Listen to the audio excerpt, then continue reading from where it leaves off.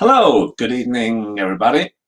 And so tonight we will have a lecture on Hannah Arendt, and we will use it on kind of what is happening in USA with Trump. And so I'm based here in the Faroe Islands, but I have a guest tonight from Switzerland. He lives in Switzerland, and I will bring him up in a second. And just before that, I will just play you some pictures from where I live here in the Faroe Islands. So please enjoy it for 1 minute, and then I will bring Simon Swift up with me.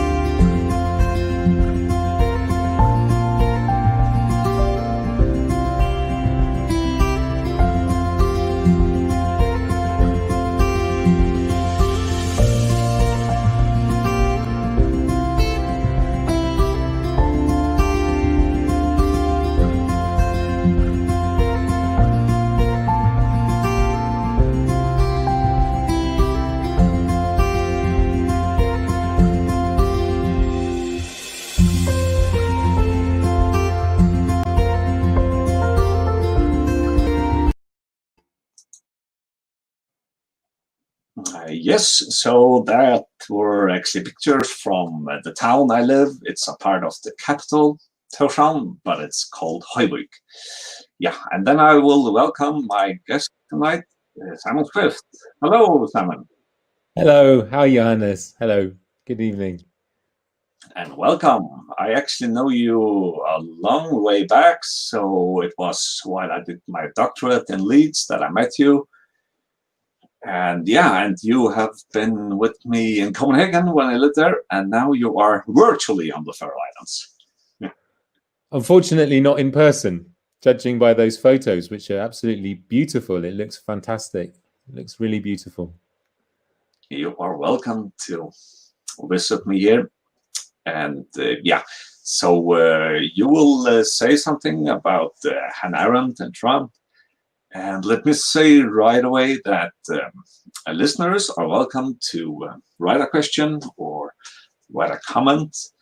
And after Simon has had his presentation, then we will take in some comments and questions. And if you are not so good at writing in English, then you are welcome to email me or to write it in the comments field below, and then I will translate to English. Yeah, so I will just give you the word, Simon. Well, thank you very much indeed. Thank you to Johannes for this invitation. It's a real pleasure and an honor to be with you tonight. So thank you. And the title of this presentation is, what would Hannah Arendt have to say about the recent attack on the US Capitol? And so, like many of us, I've been very preoccupied by the events of the 6th of January in Washington. And as someone with a long-standing interest in and attachment to Hannah Arendt's political thought, I've just found myself wondering what she would have made of the attack on the Capitol. First of all, just a quick disclaimer to say that I am absolutely not a political theorist. I'm not an expert in this field at all. I'm not an Americanist. I'm not an expert in America either, American culture or politics. I'm a literary scholar, actually. I teach English literature at Geneva University. And I've just got an interest in thinking about what is happening around me, which comes from Hannah Arendt's idea that thinking is about understanding what we are doing. I guess that's the most fundamental idea in Arendt, as I understand her, in any case. To think what we are doing, as she says in The Human Condition, to make sense of the world that we inhabit is the most urgent task that human beings face.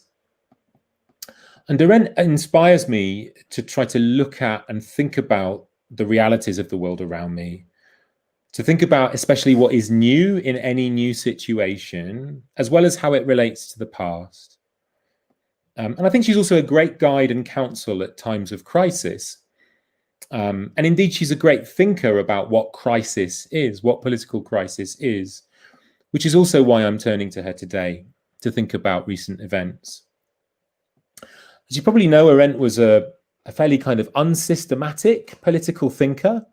I think it's fair to say, not a political theorist or philosopher, but someone who invokes philosophy and art and her own experience to make sense of what she sees around her in its particularity, to try to make sense of the uniqueness of particular events, political events, rather than sort of subsuming those events into some kind of abstract theory or political category. That's something that I find really appealing about her, this sort of attention to the particularity of events, but also their links to the past and to tradition. So I guess that's part of my disclaimer, really, which is just to say that as a non-expert, I feel like I'm in good company with Hannah Arendt in thinking about these questions. So to begin to try to answer this question about what Hannah Arendt would have thought about the recent attack on the US Capitol, I think the first thing to say is that she would probably, I think at least, she wouldn't have been very surprised by the events of 11 days ago. Why might that be? Why would she not have been surprised? I think this is partly because of her own life experience. As a refugee from Nazi Germany, who, particularly at the end of her life in the late 1960s and the early 1970s, saw parallels in her adoptive country, in the US, with what she'd seen in the 30s in Germany. In particular, the erosion of democratic institutions by a culture of lying and criminality in the political domain, especially in the context of the Vietnam War. And also a growing attachment among opposition groups, political opposition groups, to violent protest, understood as a kind of life-affirming activity. That's what Arendt saw happening in the US really after 1968. And this, for her, seemed to parallel some of the things that she'd seen in Germany in the 1930s. And all of this was leading to a breakdown in political authority. Early 1970s, breakdown in political authority. There's a quotation on the second slide. I think Johannes is going to shift the slides. Thank you, Johannes, on for us, from an essay that I want to speak to you about today, which is an essay, again, a late essay that she wrote called Civil Disobedience. And I'll just read this quotation out to you. Civil disobedience, says Arendt, arises when a significant number of citizens have become convinced either that the normal channels of change no longer function and grievances will not be heard or acted upon, or that, upon the contrary, the government is about to change and has embarked upon and persists in modes of action whose legality and constitutionality are in grave doubt. It's a quotation from this essay, Civil Disobedience. And I think that in the US in recent years, under the Trump administration, I think we've seen examples of both causes for civil disobedience, as Arendt defines them. We've seen a coordinated effort on the part of the incumbent president to persuade his followers that the system is rigged, that the election has been stolen, and that the new administration has no legal authority, and that there is no possibility of change through democratic means.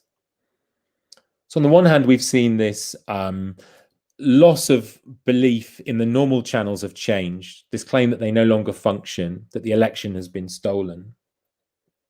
But we also see a change of administration and a claim from Trump that this new administration has a dubious legality. So the government is about to change, and that's held up as a sort of constitutional problem by Trump. But I think that the situation that we're facing at the moment in America is so severe that the concept of legality itself is under threat. So the concept of law, of the rule of law, has been under threat. The view of Trump's supporters, or at least some of them, is that they are fighting a kind of moral battle against a political system that is not only corrupt, but actually evil. I'm thinking about the QAnon supporters. They think that they are defending America, actually, from a conspiracy to destroy it, a conspiracy aided by the mainstream media. So I think that what we see among Trump supporters is a kind of moral critique of law itself, a questioning of the very fundamental ground of legality in the state. And this question of moral protest, so I want to define it as a sort of moral protest from the point of view of Trump's base, and in particular people like the QAnon supporters and white supremacists. I think they're making what they perceive to be a moral protest. That's to say that they feel that they are defending the life of the nation. And it's something I want to come back to in the course of this presentation. Civil obedience is a non-violent moral opposition to law, historically. I'll go into that in a bit more detail in a moment. Going back to the 19th century, the notion of civil disobedience is of a non-violent moral opposition to law. But one of the ironies of the current situation, which, as we've seen, is definitely not non-violent, and which is in fact terroristic, is that it draws on the American tradition of civil disobedience. That's what I want to argue. It's actually drawing on that tradition of moral critique of law, which, is about seeing the legal system or seeing the state as, in some sense, inherently untrustworthy. That's not something that begins with Trump supporters. It goes way back in American political culture, but it's something that they're building on and exploiting and sharing. But where that idea of civil disobedience, stretching from Henry David Thoreau, to the civil rights movement of the late 1960s and on into the Black Lives Matter movement, aimed to stand against racial oppression, slavery, and segregation without violence. Here, what we see with Trump supporters is the claim that it is in fact the white race that is oppressed, and that violence must be used to defend it. That's the substance of their moral critique of the American state, that the white race is under threat, actually, and that violence needs to be used in order to defend it. Now, I'm not suggesting that that's necessarily the view of all Trump supporters, or even necessarily most of them, but it is certainly the view of some of them. And I would imagine that it was very heavily represented among those who stormed the Capitol on the 6th of January. I think it's also inevitable that civil disobedience sometimes risks becoming violent in its opposition to law. I mean, any form of civil disobedience is always at risk, if you like, of becoming violent, especially if civil disobedience is met with violence from the state. And Arendt had witnessed something like this in a leftist form in the 1960s, in the New Left movement and the Black Power movement, her responses to those in her essay on violence.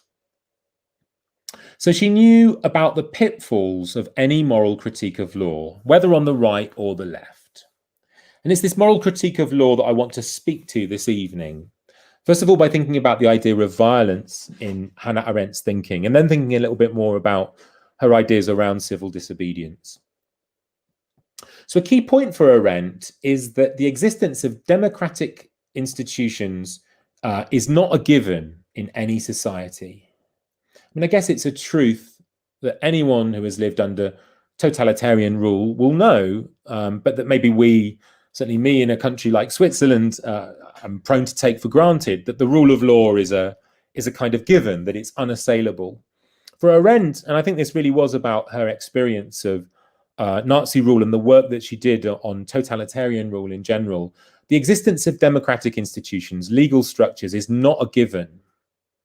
Those institutions are prone to decay, a decay which can be exploited by people who believe in violence to achieve political ends. But Arendt also herself believed that sometimes, under certain circumstances, violent resistance is needed to stand up against political tyranny or forms of political oppression. I guess the bigger point is that democratic institutions need to be made and remade all the time, according to Hannah Arendt, that political society is a kind of ongoing work in progress that needs to be reconstructed by each generation. Democratic institutions are not just there, inert and inevitable. They can potentially face their own demise. The experience of totalitarian rule goes to show that we can never be complacent about this.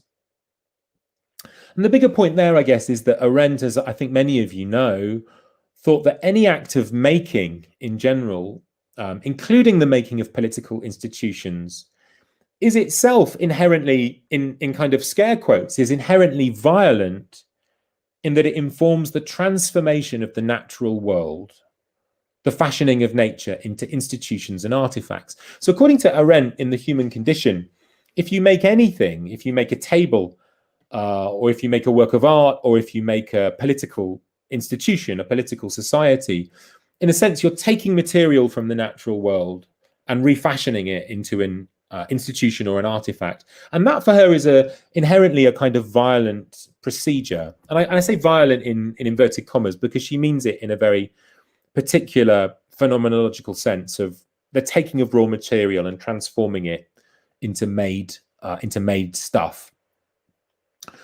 But in the case of political institutions, once they are existent, once they have been founded, she thought that violence should lose its role. It should lose its founding role. Violence helps to create political institutions, but once they exist, violence needs to step back. And it can never be legitimate in a political society. It can be justified, but not legitimated, she says. So essentially what that means is that violence needs to be kept out of the realm of politics for Hannah Arendt, a realm that on her terms is governed by verbal communication, rather than the kind of communication that is signaled by violent acts. So there's an opposition between politics, which acts through speech, according to Arendt, and violence, which is inherently without language, but is a form of communication of sorts. So violence has an ambiguous relation to the realm of politics, as Arendt describes it. Political society needs to be defended from the threat of violence, but it would ultimately be legitimate to oppose tyrannical political societies with violence. And so Arendt was not a pacifist. She believed in political activism. She believed in resistance to totalitarian regimes, for example, armed resistance, but on the condition, once again, that we think what we are doing and know on what basis we act. We always have to be aware of why we are doing what we are doing. And that's the big question in her thought, I think. Why are we doing what we are doing? At the same time, there is one further paradox that I wanted to outline in this relation between politics and violence. If political society needs to be kept free from violence, then that society also itself uses the means of violence to exercise that defense. Political society protects itself from violence with the means of violence, which is to say the police force. And so the police in Arendt is, as in many other critical thinkers of her generation, Walter Benjamin would be another example, is a kind of ghostly border, if you like. It's a kind of ghostly border between the state and between the world of politics and the world of violence, because the police are a kind of state-sponsored form of violence, or a power, a Gewalt, in German, that is there to protect the state from violent incursion. And I'm dwelling on this point in particular in relation to recent events in America because of the controversy around the role of the police in the attack on the Capitol, which is to say both the fact that's been pointed out many times in recent days that the Capitol was so poorly defended by the police in comparison to during the Black Lives Matter protests over the summer, as well as because of subsequent revelations about the involvement of law enforcement officers from across the US in the invasion itself. And for me, at least, this is the most worrying aspect of the events of last 6th of January. Actual movements that are largely peaceful, deriving from the civil rights tradition, like Black Lives Matter, are deemed more of a risk of violence than Trump's supporters and the far right, who themselves occupy an ambiguous space, as is becoming increasingly clear in light of the events of 6th of January. So the extreme right in the US is at once understood by the FBI as the biggest terror threat in the United States, but they themselves have deep ties to law enforcement agency in America. So Arendt thinks that political institutions are not a given. They can die if we don't look after them. They need to be renewed by each generation. And what we see in the situation in the US at the moment, I think, really is a powder keg, where violence has been legitimated by a president who decries the illegality of an election result, even though he is the person whose job it ultimately is to stand against violence. And therefore, we have a situation which seems to me, at least, to correspond to the condition of a potential coup d'etat. And that's how many people are describing what's happened in Washington in recent days. But I mean, all of this is kind of common knowledge, and it's the sort of thing that you can find out about in the press at the moment. I want to now spend a moment talking with you about the conditions in American political, philosophical and literary culture that have facilitated this situation, and especially this tradition of civil disobedience. Talk about in a bit more detail about that, and then look at Hannah Arendt's response to it. So I think that response in particular can help us to understand in Arendtian terms what it is that the rioters are doing, as well as whatever it is that they think that they are doing. And I think that's one of the great benefits of Arendt's analysis. As well as helping us to understand what's happening, she can help us to understand what people think is happening, or what people think they are doing, as well as what they are actually doing. That's what I want to go into in a bit more detail now. So this tradition of civil disobedience arguably begins with as Trumpian a scenario as you can possibly imagine in the middle of the 19th century, in that it involves at once the failure to pay taxes, goings on the Mexican border, and the problematic legacy of slavery. So these are three topics that are very heavily associated with the person of Donald Trump. But there are also situations that inspired Thoreau's famous essay on civil disobedience, which was first published in 1849. Johannes, maybe you could flick the slide on for us. So thank you very much indeed. So Thoreau argues in his essay on civil disobedience that form of government, I'm quoting him here, that form of government is best which governs least. So he makes an argument for small government. For Thoreau, there is a problem with the institution of government and with the idea of democracy, in that the majority is not a moral but a physical entity. So Thoreau's problem with democracy is that democracy, as he sees it, is the rule of strength. I'll just quote this passage to you. It's quite a long passage, but I think a very interesting one. The practical reason why, when the power is once in the hands of the people, a majority are permitted and for a long time continue to rule, is not because they are the most likely to be in the right, nor because this seems fairest to the minority, but because they are physically the strongest. But a government in which the majority rule in all cases cannot be based on justice, even as far as men understand it. Can there not be a government in which majorities do not virtually decide right and wrong, but conscience, where conscience decides, in which majorities decide only those questions to which the rule of expediency is applicable? Must the citizen ever for a moment, or in the least degree, resign his conscience to the legislator? Why has every man a conscience then? I think that we should be men first and subjects afterward. It is not desirable to cultivate a respect for the law so much as for the right. The only obligation which I have a right to assume is to do at any time what I think right. So the rule of the majority, says Thoreau, is not the rule of justice, but the rule of strength. Rule of democracy is ruled by strength, but not by conscience. And we should therefore, according to Thoreau, cultivate a respect for the right, not the law, and be guided by conscience, not the majority.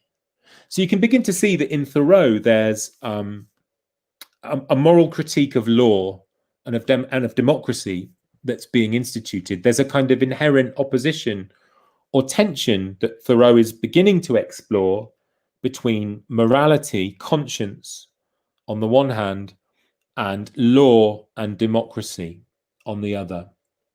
Just one more quotation from Thoreau, if you wouldn't mind just flicking the slideshow on, Johannes. Thank you very much. So this is a quotation about voting from the same essay. All voting, says Thoreau, is a sort of gaming, like checkers or backgammon, with a slight moral tinge to it.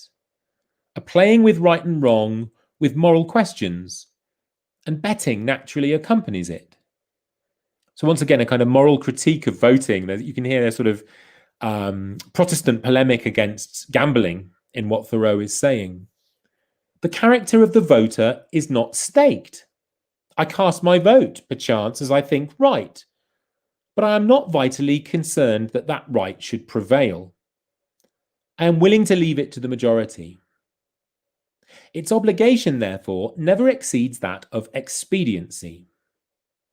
Even voting for the right is doing nothing for it. It is only expressing to men feebly your desire that it should prevail. A wise man will not leave the right to the mercy of chance, nor wish it to prevail through the power of the majority. There is but little virtue in the action of masses of men. When the majority shall at length vote for the abolition of slavery, it will be because they are indifferent to slavery, or because there is but little slavery left to be abolished by their vote. They will then be the only slaves. So Thoreau is arguing that we think that we have dispensed our moral duty by voting for the right. But all that voting is a kind of gaming with a slight moral tinge to it. All I do in voting for what I think is right is express a vague wish that it will prevail, but I am essentially passive, says Thoreau, since I leave the decision to the majority. And the majority does not act through virtue, but through expediency. Now, Thoreau meant to stand against what he saw as the moral inertia of democratic rule. And he was taking a stand against slavery and against the American war of aggression with Mexico, when Mexico refused to sell what became California and New Mexico to the United States. So Thoreau's critique is very much on what we would now call the left. It's a moral critique of his own involvement, a discomfort with his own involvement with a political system where the majority wills something that he thinks is immoral. And he thinks, well, what do I do about it? It's not good enough for me just to vote. You know, if I think that there's something immoral about the state that I inhabit, then I have to begin to exercise disobedience, civil disobedience. So there is little virtue in mass action for Thoreau. Voting is to leave things to chance, whereas conscience is the preserve of the individual. You have not sufficiently expressed your opposition to a government which permits slavery in the South and that engages in wars of territorial aggression with Mexico by voting against it. Civil disobedience means instead, as Thoreau did, to refuse to pay your taxes to such a government and to spend the night in prison until, as Thoreau's did, your aunt pays your taxes for you. Now, I'm not for a moment suggesting that Donald Trump's dubious tax history is an example of civil disobedience, but I'm really struck by this triangulation of relations between black and white, the question of taxation, and the Mexican border, and the relationship between a sort of relationship between Trump and Thoreau. It's clearly a loaded question, the question of paying taxes in relation to Trump. And I don't think that Thoreau's high moral stance against slavery and aggression toward Mexico should blind us to the continuity between his arguments and the claims of Trump's supporters that theirs is a moral position which overrides democracy. Of course, they are further fired on by the leader's claims that actually they are the majority. But I think that these two arguments are entwined. In the mind of the QAnon conspiracy theorist, you can tell that you are a moral majority by the fact that the election has been stolen from you. So they've confused morality and politics, I think, in Arendt's terms. So to return to Arendt, finally, there's a deep tradition of opposition to law in the name of morality, which I think we can trace from Thoreau to Trump supporters. Arendt begins the essay that shares Thoreau's title, from which I've quoted, Civil Disobedience, with the example of New York's leading law society, the Bar Association, celebrating its centenary in 1970 with the question, is the law dead? Is the law dead? For Arendt, Thoreau's claim that the individual can wash its hands of the state by not paying its taxes is to make conscience apolitical, anti-political, or non-political. In particular, for Arendt, it appeals to a long Christian tradition of what she calls world alienation, that's in The Human Condition.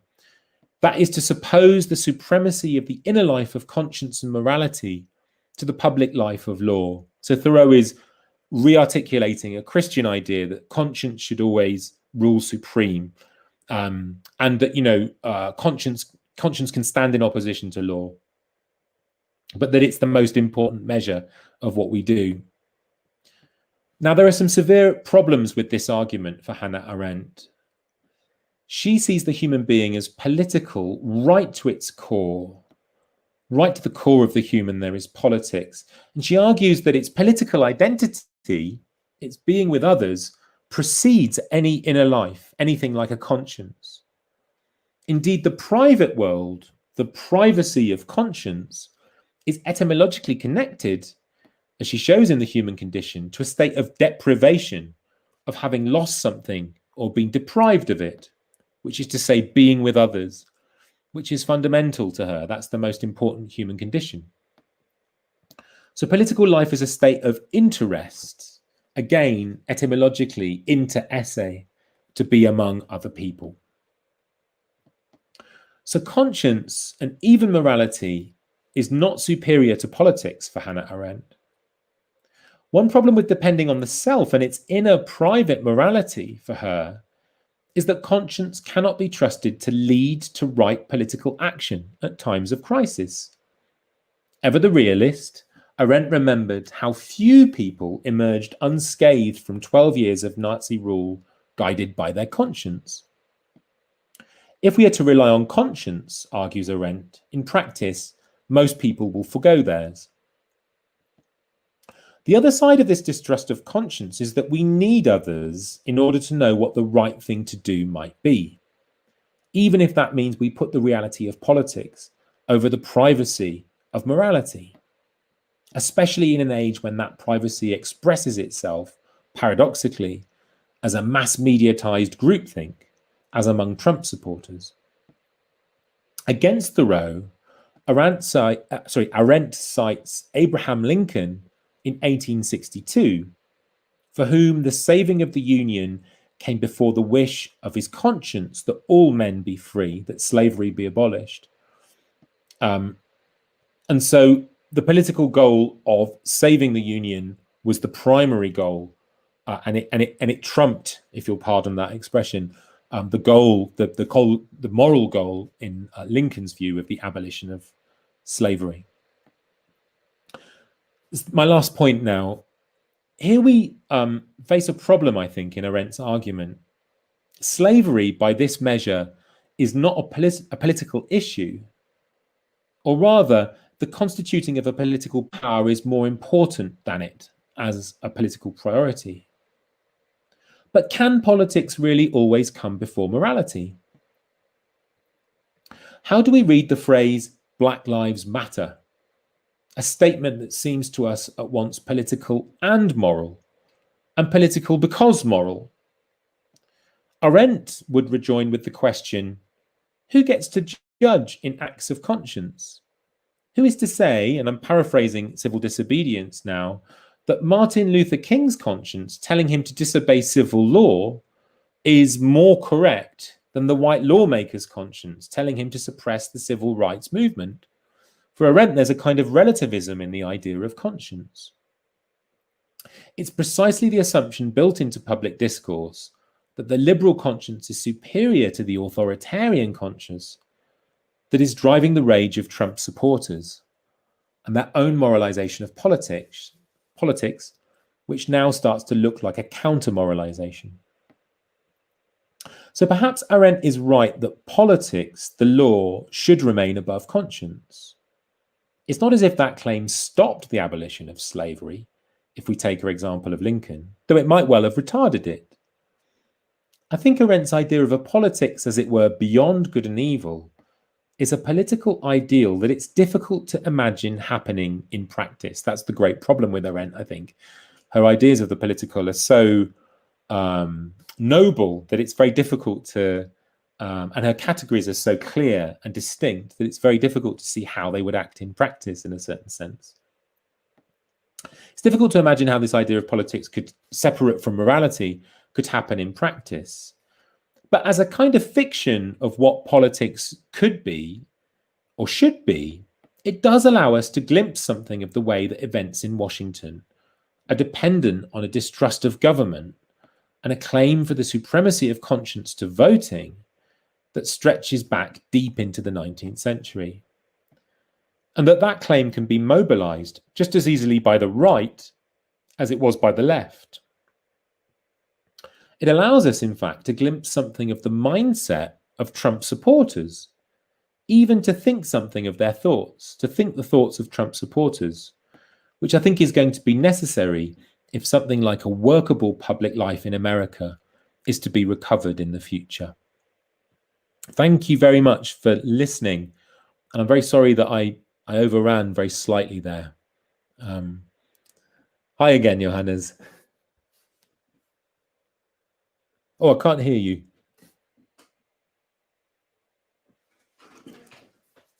There, I had to unmute myself. Yeah, thank you, Simon. Very interesting. And yeah, I will give you some questions, definitely. And if some of my viewers, they want to ask a question or comment, you're welcome to do that. And yeah, if you have a kind of, if you maybe have problems writing in English, you can write to me in Danish or Faroese, and I will translate.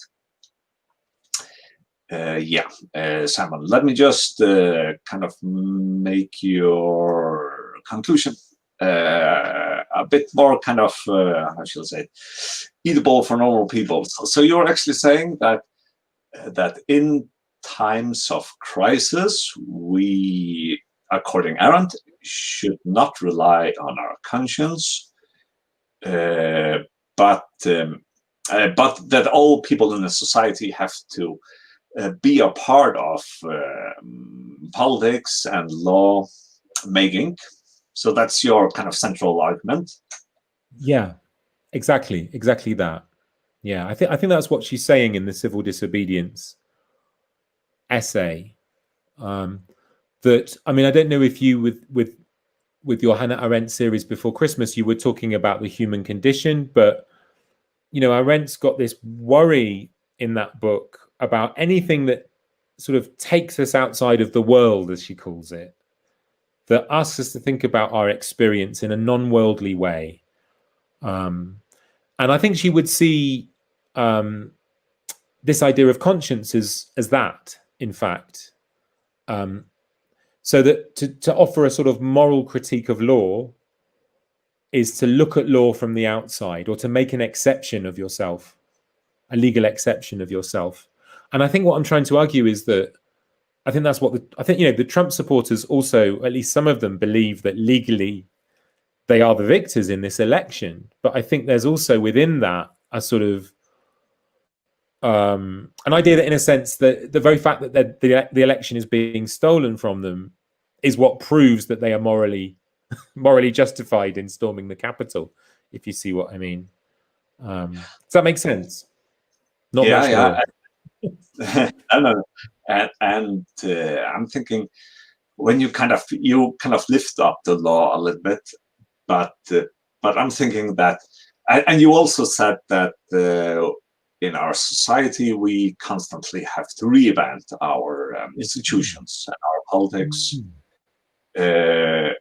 And I don't think, for me, Hannah Arendt is also a bit of an existentialist, going back to Kierkegaard and Dostoevsky and things like that. So she definitely believe that some human conditions are kind of given for all people at all time. But when you say the law, it's not that kind of the law is just some magic words written by God to leave society. It's actually the banister by which we live, which we have discussed and agreed on. Exactly that. It's not transcendent, is it? It's a product of human making. It's something that's agreed upon in common, and that it's possible to resist. But I think that resistance to law is always about a government that is itself disobeying the law, for Hannah Arendt, that is not binding by the will of the community, I suppose. So it's, in that sense, there's something kind of what's the word? It can't. There's no exception to law, understood as a community ideal. I think she's saying something like that, isn't she? That any government that we might want to resist is itself paralegal in a certain sense. It's not abiding, but it's not abiding by the laws of the community. That's the way I read her anyway. But it's more that, what I'm interested in is this sort of this kind of odd idea that there's something about American political culture, at least going back to Thoreau, but probably earlier, which is hostile to government. Actually, I mean, that's part of Thoreau's position, that there's self-reliance, and that the government should make itself as small as possible, and that leads to that opens up a space for sort of questioning your participation, I suppose, in political society, and for morality taking on a bigger role in your view of yourself as a public being. And that seems to be something that's there in American society, at least since Thoreau, and it's something that can then be exploited by the left or the right. I think that's what I was trying to say, that when just because that's where things were happening at the end of Arendt's life, that we were talking about, it was the new left that she saw making a kind of moral critique of law. But now I think at this moment what we're seeing is that, in many ways the Trump supporters are kind of they've inherited, in a sense, the civil rights tradition. I mean, that's the extraordinary thing about it. But it's now a claim about white people, in fact, and their minoritarian status, and the right to disobey the law, to engage in civil disobedience, but also violence. in that name. And I find that a very strange and puzzling thought. Yeah, I'll just pick your brain, Simon. So you have talked about this essay about violence from Arendt. She has also another essay called "What is Truth?" I think, or the truth of politics, maybe. There's lying in politics. Is that the one? Lying in politics. What is authority? Is that one? I think there is an essay called "Truth in Politics" as well, isn't there? Yeah. And I was just I'm just gonna throw this to you. This is not your subject tonight, but this morning on Sky News, Sophie Rich, I heard Coney from FBI, the former FBI boss, I think he was. Yeah. Yeah, he said, he talked about the Trump that he had his kind of totally individualistic understanding of what the truth is. So kind of, he said that Trump lives in kind of in a glass bubble. Yeah, so in kind of a separate room, and he's convinced that how he sees the world, that is the truth, actually. Yeah.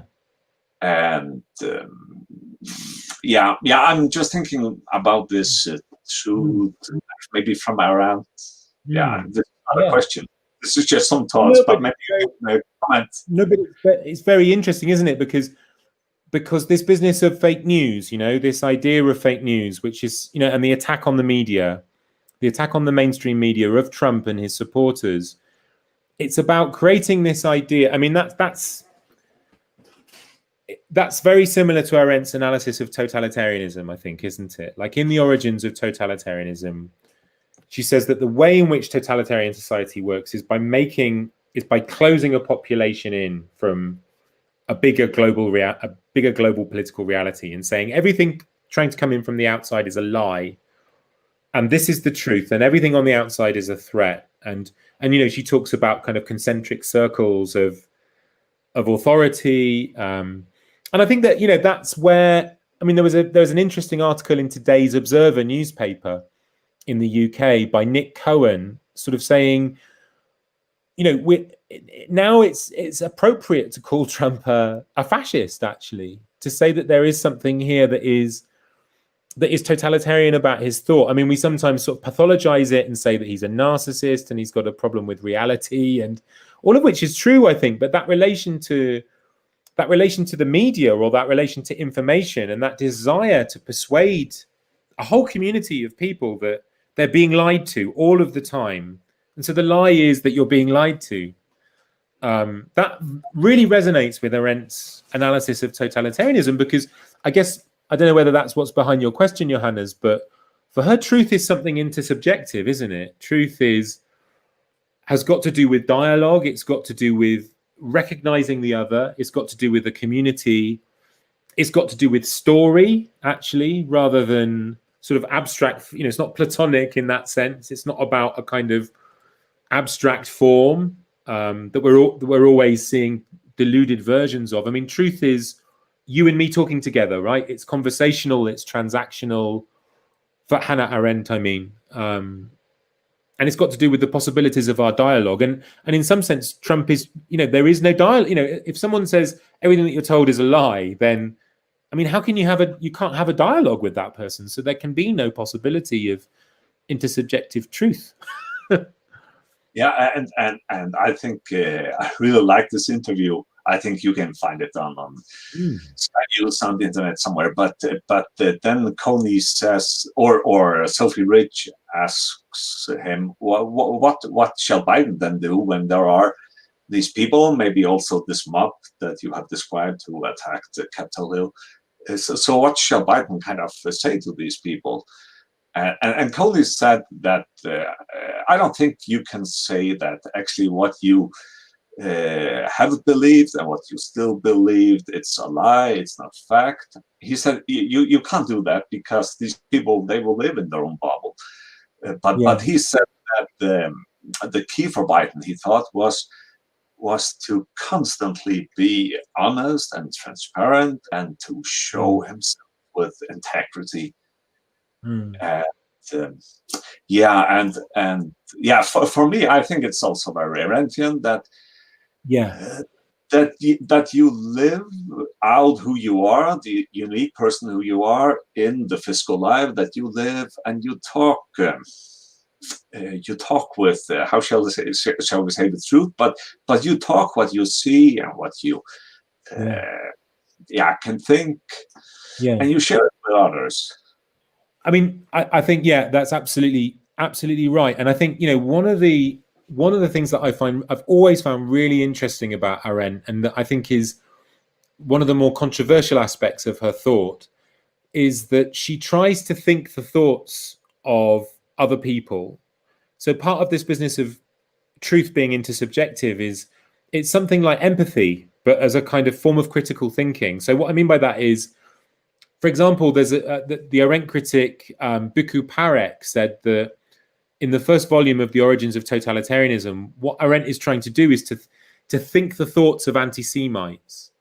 So it's actually like she's trying to, and this is part of her existential commitment, that lives are lived out in embodied ways that you've just described. It's like it's not enough to just sort of analyze anti-Semitism from a kind of objective point of view. You need to actually sort of understand what it felt like to be anti-Semitic and why it was that anti-Semitism became such an important factor in the pre-totalitarian movements. And this is I think this is really, really connected to the problem of America at the moment. So because we have to figure out a way to actually sort of understand what's going on in the minds of the Trump supporters. It's not enough just to sort of push them into some sort of like the basket of deplorables label that Hillary Clinton used in the 2 elections ago. I mean, the rock musician Neil Young this week said, I feel empathy for the people who stormed the Capitol. He said it's not that he's not a Trump supporter. He's absolutely not a person who is on the right in any way, or a white supremacist at all, I think. But his point is that these people are in a kind of condition of desperation, and they've been whipped up into this state. And unless we can kind of get to grips with how they see the world, there's no real hope, I think. For like this was where I was trying to get to at the end of my talk. It's like there's no hope really unless if 50% of the population are just sort of parked as these deluded lunatics, then it's kind of game over. There has to be some way of forming a dialogue with these people, and their rage is a real rage, which has been, or their sense of injustice, about like the decline in living standards and the condition of the white working class in parts of the US, and Trump has absolutely exploited that and ridden on it, but those concerns and those anxieties are real, and so I think that this sort of Arendtian idea of dialogue is really relevant. And what I was trying to do in my talk there is just say, well, let's think about what it means to offer a moral critique of politics from a kind of extreme right position, because I think that's what Arendt would do if she was around now. I think that she'd try to think their own thoughts in some sense.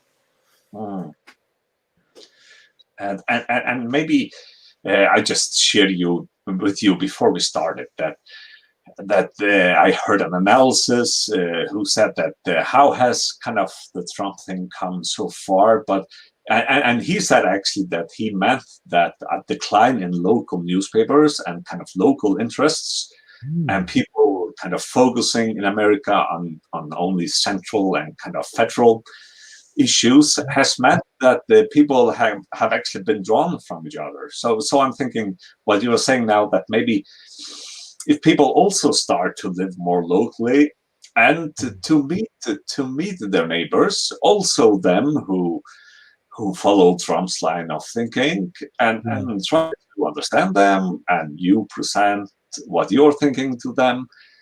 And I think also for these people in a very local way in some rural district in America, to also be united what is actually uniting them in their area. I think that's right, and I think, sorry, I'm cutting you off, Johannes, but But I mean, it's a few years since I went to the US, but I went to a conference in Rhode Island. Was it 2 years ago now? I think it was two or 3 years ago. And the place where I was staying was a guest house, sort of Massachusetts suburb. And the people that ran the guest house they turned out to have voted for Trump. And, we had really interesting conversations. And I mean, the funny thing, the funny experience I had of America was that Trump supporters are or people who they wouldn't be Trump supporters. I mean, they said, we voted for Trump, but this isn't what we wanted.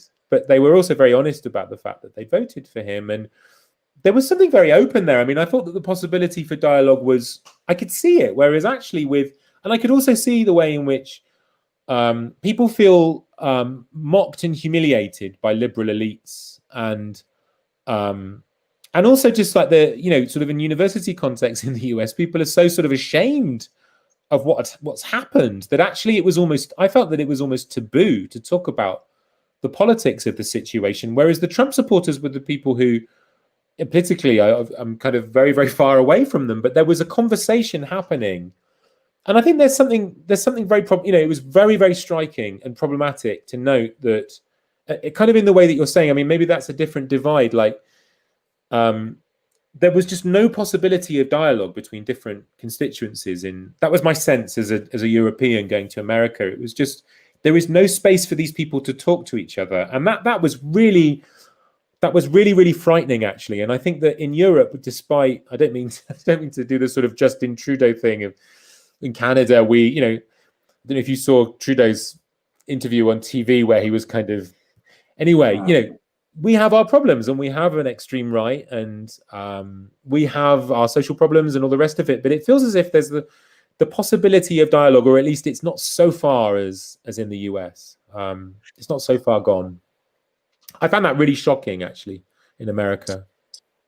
Yeah, and I think this is also a transnational tendency. So I would really like to help people to live more locally. It's not that we shall not see news about Biden and Trump, but I think when we see news about them, we should also remember to get the context kind of with us, and maybe work.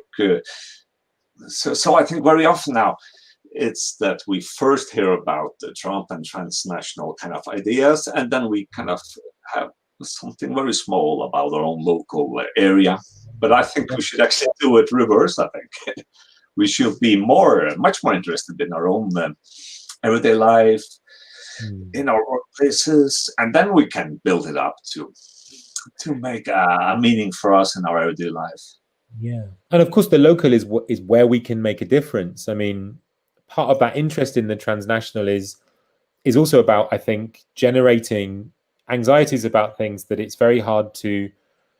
Situations like, coronavirus is the ultimate transnational obsession, but the environment, Trump again, we're presented with situations that feel so overwhelmingly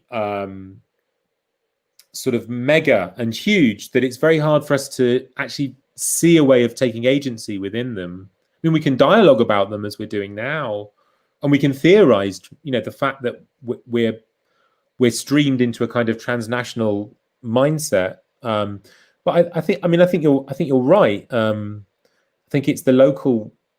I mean, it depends on how political societies are set up, doesn't it? Where I live we were talking about this again before we came on air, but it sounds like the Faroe Islands also have sort of regional autonomy, and in Switzerland, the different cantons have power. And, I live in a society where over 70% of the population speak a language I can't understand, which is to say Swiss German. So you're necessarily local. And the US was always, sort of very federal, and attachments to states and local communities. But I think there's something in what you say about this, that we're being driven towards a much more abstract, which I've just contributed to by giving yet another talk about Donald Trump. But we're driven to an international mindset, right? Yeah, I want to thank you very much, Simon. I've just listed up, I think, an excellent book of yours. It's just called Hannah Arendt. It's called something, Critical Introduction, or? Yeah, Routledge Critical Thinkers. Yeah. Yeah. And the book can be purchased on Amazon. If you read the Japanese and the Korea, what is it called? Yeah, Korean. Yeah. I think I have a copy. Here's the Korean version, actually, if you're interested. So much more beautiful than the English version, actually, but I can't read it, unfortunately. Which is only a one-color blue cover, I think, in English. Yeah. But thank you very much, Simon. And thanks for having me, Johannes. It's a real pleasure. Wish you all the best. And I think I'm going to end again with pictures from my own local area, which is kind of a bit of my message here. So, so thank you to you, Simon, and have a great evening in Switzerland. Thank you. You too.